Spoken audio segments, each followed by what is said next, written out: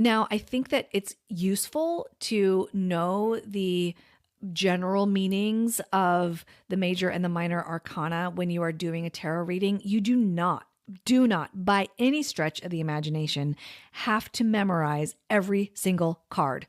But I'm going to encourage you to maybe have a general understanding. Just having a general idea of what those things are can really serve you well in reading tarot, but I really encourage you to tune into that intuition. Welcome to The Reluctant Medium, where we cover the gamut of out there conversations. With an open mind and a curious heart, we want to talk about it all, from psychic phenomena and energy medicine to beings from other star systems and out-of-body experiences. You'll find a great balance between grounded science-backed topics and others that science hasn't quite caught up to yet. I'm your host, Dr. Maria Rothenberger, a psychotherapist by trade and a reluctant spirit baby communicator. And hey, even though I'm a medium, I'm not buying everything folks are selling. I just have a voracious appetite to know more about what I call the world of the weird. Join us on your favorite podcast platform or watch on YouTube at The Reluctant Medium. I'll see you there. Hi, everyone. Welcome once again to The Reluctant Medium. I am Dr. Maria Rothenberger, your host for the podcast. And this is the final episode, the 5th episode of a whole series on spirit baby communication. We have talked about fundamental tools for you being able to connect to the spirit baby realm and those on the other side in general, but we were talking specifically about spirit babies. They have their own unique, wonderful, beautiful energy. And if you are interested in diving even deeper with a whole group of folks who are like-minded and being led by yours truly through an 8-week series of deep dive spirit baby communication, laying those foundational tools and having live practices, consider joining the Spirit Baby Foundations training opening September 2023. That's next month. This is crazy. Time goes by so fast. So here we are, this episode, talking about oracle cards and tarot cards. In the past 4 episodes, we have covered meditation, dream work, the clairs like clairvoyance, clairsentience, clairaudience, and lastly, crystals and the pendulum. Such fun stinking tools for communicating with the other side. Crystals and pendulums and cards are all meant to really enhance your ability to connect with your clairs, because eventually you'll only be using, I can't say that because I use cards and crystals all the time, but you will be relying a lot on your clairs. They are meant to support rather than be the end all be all. So we are going to be talking about oracle cards first today. Let's just dive in. All right. Let's talk first actually about the difference between oracle cards and tarot cards. Now, all of them have their own individual themes, but oracle cards are the author's own creation around meanings and symbolism, and they vary. So I'm going to show you a few cards today. If you are able to watch this either on YouTube or Ethereal TV, which is etherealnetwork.tv, then you'll be able to see all the visuals for today. Totally encourage you to do that, obviously. But I hope that I'm able to use words that describe these cards well enough. I'm going to show you my very first oracle card deck that I ever got. This was when I was like 25 years old. I was moving across country from California to New Jersey, and I was following my boyfriend who ended up being my husband, so I guess it worked out. And a coworker gave me this deck, and I was always kind of like interested in spiritual stuff, but I didn't know really what this was. And she gave me this deck called the Medicine Cards, and it is, I don't know if you can tell on this video right now, it's a very well-loved deck of cards. The cards themselves are still in pretty much pristine condition. The box that the cards are in is pretty well worn because I've moved around with it for all these years. But this is about Native American symbolism with animals and insects. And I absolutely stinking love it. And of course, one of the first cards that I pull up is the Raven, who happens to be one of my birds. The owl and the raven are one of my birds. And oh my God, right underneath the raven is the Black Panther. This is very meaningful for me right now. I'm going to have to look that up and what that means. I had a dream recently, right before a shamanic Reiki training a couple of weeks ago, that was completely intense. And I know that it was meaningful. I have to look up Black Panther in the medicine card deck now. So, anywho, that's what this deck is about. This is about animals and insects, these kinds of beings in our lives that might create meaning for us. Here's an example of where I would pull from the medicine card oracle deck, and that is a dream that I just talked about, but also waking life. So, for example, I had been over the last several months seeing all kinds of spiders everywhere. And I used to be really grossed out and freaked out by spiders, but now I feel like there's got to be meaning to them showing up where they're showing up. I had one, I was doing a session. I was doing a therapy session actually, and a spider starts coming down from the middle of my ceiling right beside me. I'm just watching this spider like dangling right beside me, and I'm thinking, this has got to be some kind of meaningful something. So I'm going to look up spider in the medicine cards oracle deck. So that's a theme of one of these oracle decks. Tarot cards are all based on the same, I believe it's 72 cards. Man, I could be wrong there. But I think it's 72, and they are the major arcana and the minor arcana. The major arcana is like, I don't know if you've heard of the Hero's Journey by Joseph Campbell. It's the beginning of a new adventure and culminates at the end of the adventure where you have everything that you ever dreamed of. So this is like the hero's journey. It's a life journey.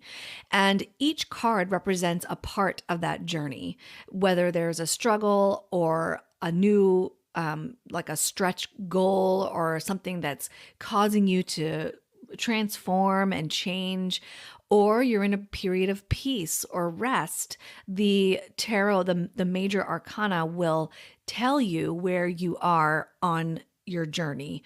Now, this is going to get complicated and I'll explain that later, but that's the general idea. The minor arcana are like the suits of a playing card deck, the diamonds, diamond spades, all that. Playing cards are actually based off of the minor arcana in the tarot. So, but in the tarot, we have the cups, we have the pentacles. This is like the traditional Rider-Waite deck, which I actually don't have a copy of. Isn't that bizarre? Otherwise, I'd show it to you. I have all the other like more fun ones. Rider-Waite doesn't speak to me. We're going to be talking about decks speaking to you in a moment. There's lots to talk about in this episode, isn't there?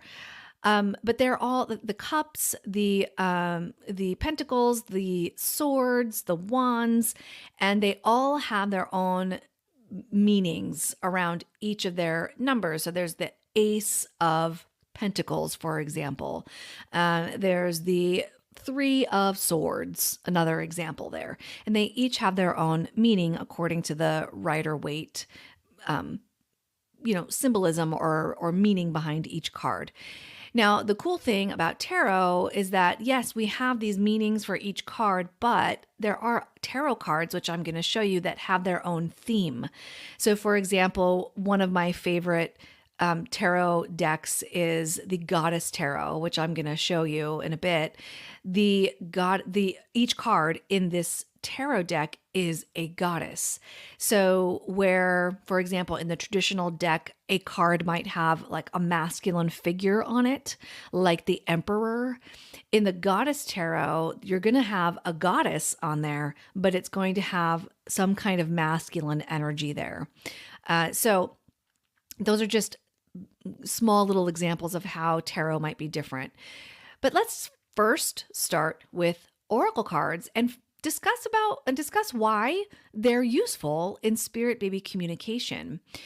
So with spirit baby communication, you are asking or having communication, having a conversation with spirit babies, either your own or somebody else's. And we learned way back in the first, I think, episode or two of this series that it's hard to communicate at first with your own babies because there's a lot of emotion tied to it. I find in Spirit Baby Foundations training, people have a much easier time opening up and connecting to other people's spirit babies than they do their own. There's no desperation there. There's just total neutrality. Ego is like, goodbye. That's one of the things we learn is to let go of your ego. Please feel free to mess up. In other words, like it's completely okay. You're not going to be 100% accurate. So it's much easier to allow the ego to take a back seat and you're just a channel for whatever information is coming through. So when you use cards, what you're doing is getting validation really from what is coming through your clairs. And sometimes the cards are prompting information to come through in your clairs. So it's like this back and forth communication. There's no matter what, there's validation with the cards though. So I'll show you one of my favorite decks lately. It's called the Sacred Forest Oracle by Denise Lynn. And she's got a lot of decks out. They're all pretty like positive with gorgeous artwork, and I just love it. This particular deck, now let's talk a little bit about decks calling you, okay? I know I alluded to this before. This particular deck, I was so drawn to because I was learning about, and actually in Spirit Baby communication, a lot of fairies and this kind of energy was coming through. I have never been one who's like connected to fairies or gnomes or that kind of thing, like the elementals or anything like that. And so because they were coming up in Spirit Baby communication, I began to be so drawn to this forested kind of vibe and saw this oracle deck and just had to have it. I saw it and went, ooh, that is absolutely calling me. I'm going to order that right away. Thank you, Amazon. Now, I will say, I do recommend that folks go physically to like a metaphysical shop or somewhere where they sell these decks so that you can touch them, feel them. I know in Oregon at Powell's bookstore, one of my favorite, oh my God, it's amazing. They have tarot and oracle decks for you to touch and play with. The one in Beaverton actually has them locked up, so you can't like touch them. But the one in Portland has the decks on display, so you can touch them. I think maybe it's just the boxes and they go get the deck for you later. I don't know. People steal oracle and tarot decks. Isn't that sad? So that's a whole other episode. All right, so I do recommend going and seeing and feeling and reading the back of the cover and things for your decks. But in general, you will be drawn to a particular deck. You'll just be like, oh my gosh, I see that. I see it strongly. And all other decks feel muted in comparison. It's the only way that I can really describe that sensation or that feeling. All right, so what happens when you pull a card from a deck? And I'm going to show you how to do that. Actually, let's just start from the beginning. When you first get a brand new deck, what you want to do is clear the deck from all of the energy that's already on the deck. So there's energy from like traveling, from shipping, all the people that have touched the deck and looked at it. So you want to clear its energy and imbue it with your own or whomever you are reading, right? So I do very simple practice with that. I remove the cards from the packaging and then I hold the deck in my non-dominant hand and I use my dominant hand to just knock. I knock the deck. I only knock it once. Other people recommend knocking it 3 times. I'm going to ask you to please tune into what makes sense for you. If you need to knock it 20 times, that's cool. Whatever works for you. I knock the energy out. And now in my right hand, my non-dominant hand, is all of this energy that is imbued in this deck. And I can generally feel that. Now it happens, I've already cleared this deck, so I don't feel a lot in my right hand right now. But if I did, I would take that energy and just fling it to the ground. That's my practice. I fling it to the ground, not because I'm saying, ew, gross, get off. It's more like, here you go. I am intending to give this energy back to the earth, back to Mother Earth, where it can be recycled and made useful somehow. So that's how I clear my deck. Now, with a brand new deck, some folks say you want to touch every single card, imbue it with your energy while saying a mantra or setting some kind of intention. I find that shuffling works just fine. This is how I shuffle a deck.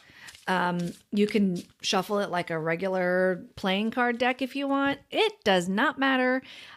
Just as long as you are setting a beautiful, loving, high vibe intention, this deck will absolutely work for you. Someone said, or I actually read this in a mediumship training. I think it was a deck, actually, a mediumship training deck, that Oracle and tarot cards, because the question is like, how do you know that this is real or it's messaging actually for you? And the answer was, well, the deck has no choice. You have set an intention and the universe creates meaning from whatever falls out or whatever comes out of your reading. There is no choice. That intention was set. I thought that was interesting. So what I encourage you to do is practice a whole lot. Maybe not on things that have deep resonant meaning for you yet, like spirit baby communication. Maybe you give a reading about, I don't know, what you should have for dinner that night. Things that are like maybe less meaningful. Okay, that's admittedly less meaningful for me because I'm not a great cook, but things that are they don't have as much emotional charge. Okay.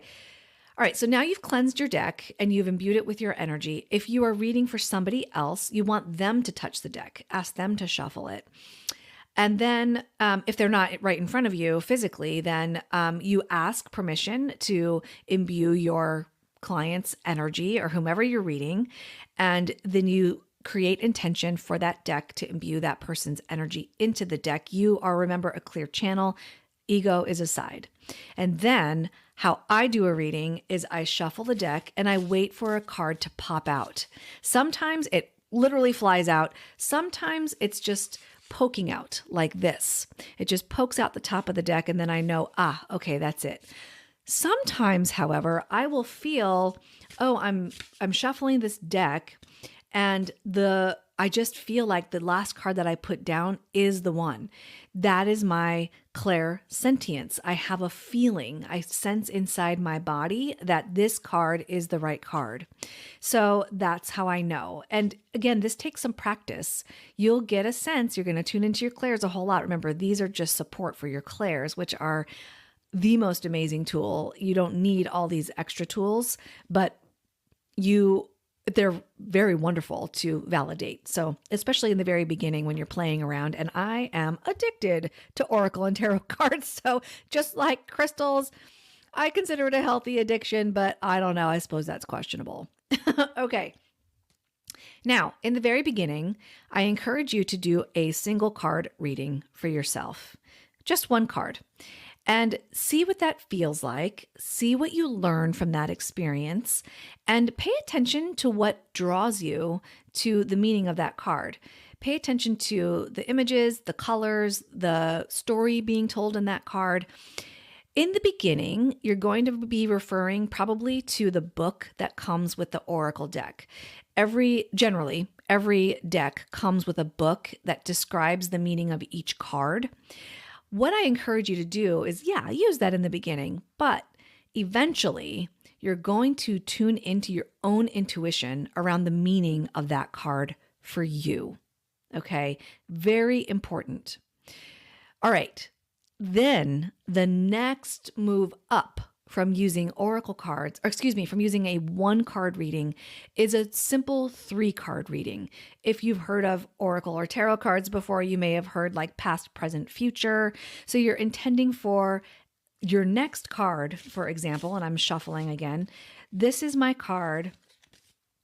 This is my card for the past. Okay. And I got the Daffodil Fairy, which means new beginnings in this deck.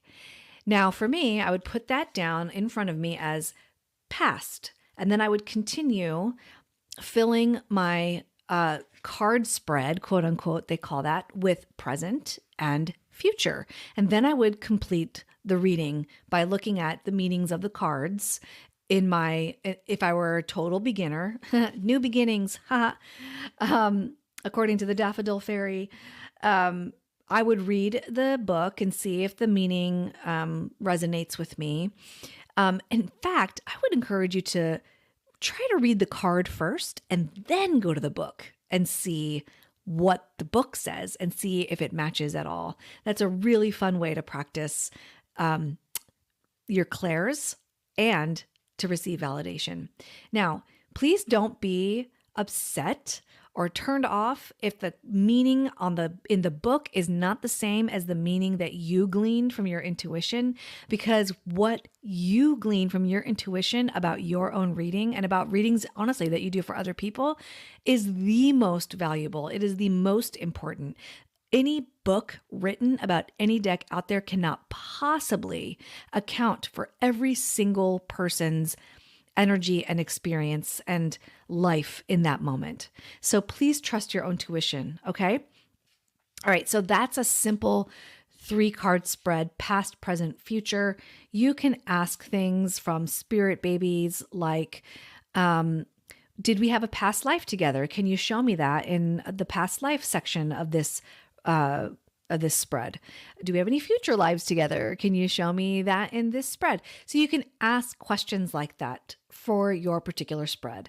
This is why things get complicated, as I alluded to earlier, because if I were to have the Daffodil Fairy in my past as new beginnings, it means something different than if I had it in my future. Does that make sense? I hope.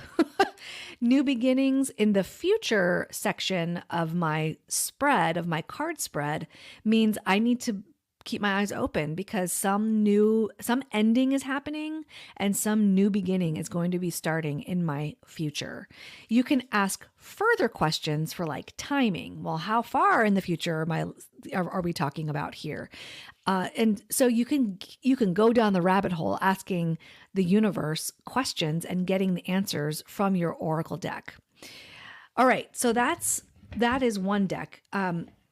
The Sacred Forest Oracle I find to be very magical. And so when you're in a magical vibe or wanting to maybe connect with those fairies or other elementals, this is a great deck to turn to. When you're in a more playful mood, a more high vibration mood, you're just kind of light and wanting to have a good time and ask some fun questions, this is a great deck to go toward. It does get deep in some parts too. It's not like all surface. So let me just be clear there. It's a beautiful, beautiful deck, has some great energy in it. Now, let's say you're having some trouble, you're experiencing life circumstances, but you feel like, I don't know, there's just something underneath that I'm not touching base with. I'm not noticing or I'm not connecting with something. I just feel on edge or off somehow, and I'm not sure what's going on. Here's a deck that's great, and it's one of my top 3 favorite decks. It's called Oracle of the Hidden Worlds by Lucy Cavendish. I do a lot of readings with this deck. Again, you're going to clear it, imbue it with your energy or that of the person you're reading. You shuffle, you think ahead what kind of spread you're doing, or only pull one card if you wish. For a daily reading, that is a great practice. Just every day, pull a card for yourself, see what comes up. The Oracle of the Hidden Worlds is a theme for this oracle deck that is really about bringing to the surface what is hidden. And that is when you get great information about what might be happening underneath the surface that you haven't had access to. It hasn't reached your consciousness yet. And it is beautiful for getting that kind of information. Look at the artwork. I'm so sorry if you're only listening right now. You can't see this beautiful artwork, but please go check it out later. This particular card is called Temple of Dreams. If you are listening right now or watching right now, this card may be for you. The number 36, Temple of Dreams, excuse me, Sacred Dreams, Prophecies, and Dream Journeys. So this card is about restfulness and watching inspiration come to you in your rest. And trust it, please. Trust it. Go to your sacred space. It doesn't matter if it's just a corner of your house somewhere where you meditate potentially, and wait for inspiration to come. You don't have to go and grab it. You just wait for it to come. I think this is a message for me too. So usually if something resonates with you, it's meant for you. But that's just another example of a themed oracle deck that when you have a particular question, you can go with that particular themed deck. I have many decks that have, I have way too many decks, I think. I just got rid of or sold 5 of them. So I have 5 less decks now because they just didn't resonate anymore and I wasn't using them as much. And I think decks are like crystals. They want to be used. They're like friends, just like crystals. Oh my gosh, I am like a crazy lady, I think.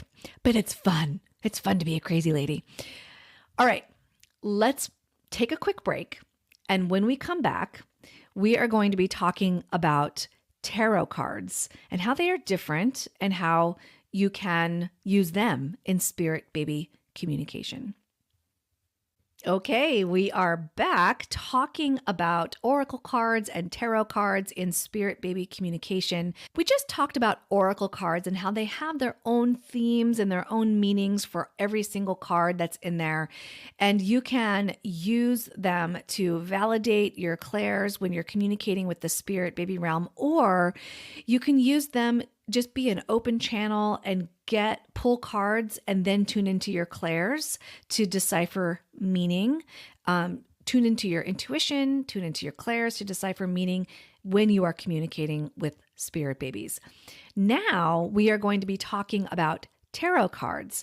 We already talked briefly about how they are different than oracle cards. They have really the same layout in every single deck. I believe it's 72 cards. I probably should have just quick Dr. Googled that up, but you can. There are the major arcana and the minor arcana in every single tarot deck. So you'll find that same layout or that same type of card in oracle decks. They're all different. But so tarot cards are then predictable in that way. However, the original, the OG, if you want to get an original tarot deck, is the Rider-Waite deck. Most people, I actually should probably also Dr. Google up the history because I don't know if that's the actual OG, but a lot of people refer to the Rider-Waite deck, W-A-I-T-E, as the OG, like the original tarot and all the meanings and all of that, the images. There's so much symbolism in each card. I mean, each card has such rich symbolism in it. It's unfreaking imaginable. If, by the way, you have Gaia TV, a subscription to Gaia TV, there is a fantastic series by Dr. Teresa Bullard. She goes over each card in the major arcana and talks about their symbolism. She also has a meditation for each card too. It's amazing. All right, so let's just talk about 2 of my favorite decks. Now, I do not use the Rider-Waite deck. I actually don't feel called to it. We did talk about that before too, a call to an oracle deck. You'll know when it feels good to you, and all other decks just seem sort of muted in comparison. They just don't seem as bright or as important or as energetic to you. I have been drawn to tarot decks for various reasons. This deck is interesting. I actually didn't even know that I was drawn to this deck because of this until later. But I pulled up the Goddess Tarot and I had to have it. I didn't know really why, but I purchased the deck and then I realized that the woman in the front, on the front cover, has a giant owl on her left shoulder. And guess who has a giant owl on her left shoulder? And this is exactly how I looked in a past life. I mean, the blonde, long blonde hair, tall person with the staff isn't as memorable for me, but the way that she looks, the way that she's dressed, this is exactly how I looked in a past life. And I didn't even recognize that until I gave myself a reading, and the fucking card with this goddess on it showed up in my reading. And it was exactly the energy that I had in that past life. It was astounding. I was not that goddess though. I was not this goddess, but the image, how the artist depicted this goddess is exactly what I looked like. So I have deep connection to this tarot deck. Now, every tarot deck, as I said, has the major and the minor arcana, but each deck has its own theme. So the Goddess Tarot deck will have all goddesses in it for every single card. And the meaning that's created or that is important for that particular card will then have a slight nuance based on the goddess on that particular card. Now, I think that it's useful to know the general meanings of the major and the minor arcana when you are doing a tarot reading. You do not by any stretch of the imagination have to memorize every single card. A lot of people feel like they do, but I'm going to encourage you to maybe have a general understanding of like what the pentacles are. That's all about material wealth or wellness or tangible earth things. The swords are all about mental stuff, thinking, maneuvering, strategizing, just having a general idea of what those things are can really serve you well in reading tarot. But I really encourage you to tune into that intuition, read the card, and then go back to the meaning of the card with your particular deck, see what that means, and then maybe go to like the Rider-Waite deck or the original OG meaning and see if it resonates in some way to that. Now, I will say there is a fantastic book that I'll link in the show notes. I totally love it. For those who are watching, you're able to see the visual. It's called WTF is Tarot and How Do I Do It? The author is Bakara Wintner. And if you don't mind a little like straight upness, like Jersey or New York style, with occasional use of the word fuck, you're going to love this book. It is totally straightforward. Here is what the tarot cards mean, what the suits mean, all of that.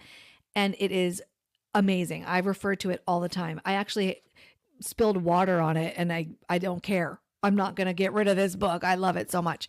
So there are times when I'm doing a reading that I'm like, you know what? I'm just going to check the WTF is Tarot book and just see what she has to say. Usually this book is based on the OG meanings. She keeps it very simple and straightforward.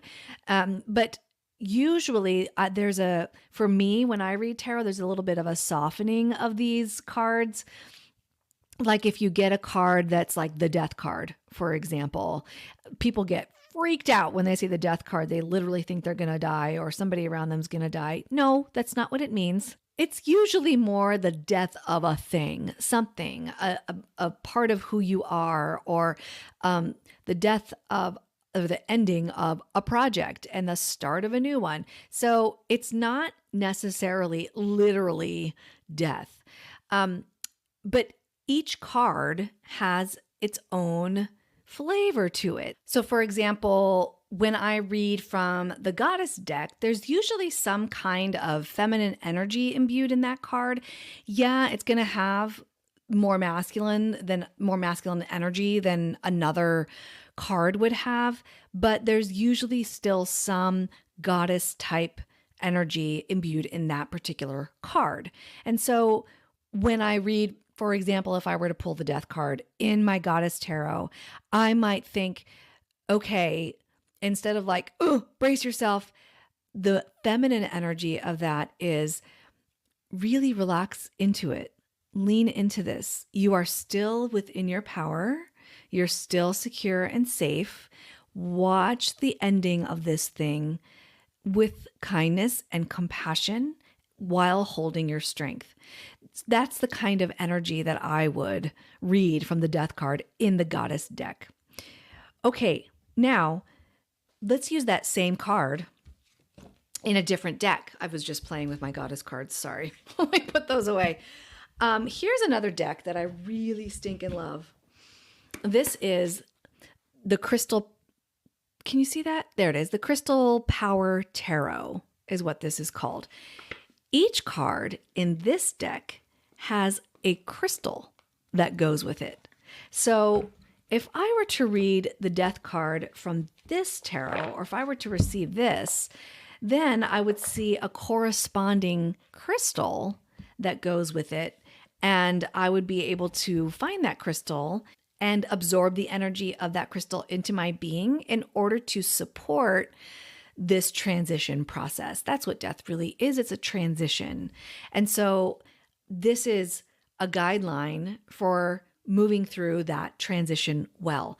Now, on this particular deck, on each card, on the bottom of each card, is also, this is the Five of Wands. There's also a short statement on the bottom that is like a mantra of sorts. So like, here's the Five of Wands, and there's a garnet up top. And on the bottom of the card, it says, I stand my ground and look for peace. So when you get this in your reading, this is a great card for daily reading. It's a great deck for daily readings because there's a mantra that you can create for your day-to-day living. So today might be, I stand my ground and I look for peace. This actually makes sense for me because I struggle with parenting stuff in the mornings, especially. I have to stand my ground as a parent, but also be more peaceful. Parenting is difficult if you are struggling to conceive, which is most of my peeps. That's what you have to look forward to in your future. Yay, you. All right. So that is what the flavor of this particular deck is. There's still the same meanings in the tarot, but there's going to be these additional little pieces. This deck, by the way, is much simpler. Like the Rider-Waite deck has so much symbolism in each little thing of the drawing. This tarot is really simple. And it's a great beginner deck if you are interested in learning tarot, because there's still beautiful art, but it's so simple and easy to read because of that mantra on the bottom of each card. And then also the additional usefulness of crystals to see how you can support or maybe transmute the energy of like a lower vibration card or something. Like the Tower. The Tower is a card about a massive like punch in the face change. It's not comfortable. But the crystal potentially, and I'm not going to look up the card, but the crystal that is suggested on the deck or on that particular card might actually help you ease through that punch in the face much better. All right, so that's just another example of a tarot deck that could be fun in communicating with the spirit baby realm. You can, oh my gosh, you can ask all kinds of questions from babies. Create your spread, past, present, future, or it doesn't even matter what spread you have, as long as the intention is set for each part of that spread. Just go on Pinterest, or one of my favorite websites is biddytarot.com. She has a beautiful, simple artwork deck that is so great for beginners. And she has the meaning of every card on her website and all kinds of like courses and things that you can take to learn tarot if that's really interesting to you. But it's really fun to read tarot cards because they're so, no matter what, it's kind of like, okay, this is a weird example, but okay, so I'm left-handed, right? And I learned to play a guitar or I am learning to play guitar, and I learned to play the ukulele left-handed. Well, somebody said to me, why didn't you learn right-handed? Because then you can go in anywhere and pick up an instrument and play it. You don't have to worry about getting it restrung or, ask for a left-hand version or something. And first of all, why do I have to cater to righties? I'm just saying. But second of all, that's the same idea with tarot cards. You can really go in and read any tarot deck. It's just going to have its own energy with its theme. Another favorite of mine is a fairy tale tarot, and each card has its own different meaning than the original tarot because it's got this playful fairy tale vibe to it. Although I have to say, Grimm's fairy tales are like pretty grim, right? Pretty dark. But that's the idea. You can go in and read any tarot deck. It's just got its own flavor. Oracle decks are its own little, compact, meaningful thing in its own deck. They're all different from each other. And so you may not get a feel or a flavor for a particular oracle deck because of that. You'll just have to learn what the meanings are for that particular deck. Okay. I hope that this has been useful for you. As usual, if you want to go again more in depth with tarot and oracle cards and all kinds of things we talk about in Spirit Baby Foundations training, head to drmariarothenberger.com/spiritbabytraining and just sign up there for information about the upcoming training. I believe it is the second week of September. I don't have the exact date in front of me right now, but it'll be on that website, and that will add you to my email list so that I can email you updated information about the training when it comes. It is a blast. It is so much fun with folks who are part of your world, part of my world, who are interested in this kind of thing. Most of the time, folks are beginners. This is a foundational training, but most of the time, you have an intuition. You already know it's there, and you just want to dive deep and maybe fine tune and learn how to use it really well and how to specifically talk to spirit babies. It's such a good time. In the live classes, we do validation training with me. So you are reading, but I am validating for you, tuning into the spirit baby realm, validating what your intuitive hits are. It is such a party. It's such a good time. And by the way, all the alumni from previous renditions of the Spirit Baby Foundations training will be there too. If you haven't, by the way, joined the Miracles Happen community, that is the platform where Spirit Baby Foundations training is held. You can join the Miracles Happen community for free. And then once you register for Spirit Baby Foundations training, that part of the community will open up to you. It'll be unlocked for you. If you want to join the Miracles Happen community, go to miracleshappencommunity.com or just download the Mighty Networks app and search for Miracles Happen Community and join. You'll be right there chatting it up with the rest of us crazy people. It's a really good time. Okay, next week we are going to be continuing to talk about spirit babies, but now you won't have to listen to me just drone on forever. I am interviewing Lindsay Eastburn again. I interviewed her in 2020. It's been a few years. We are talking about spirit babies, specifically the pink starlight babies, which, they just give me such a massive sense of peace. I love them. And so stay tuned for that episode. Until next time, my friend, be well. I'm hoping you got a useful nugget or two from today's podcast episode. May you be well, and I'll see you next time.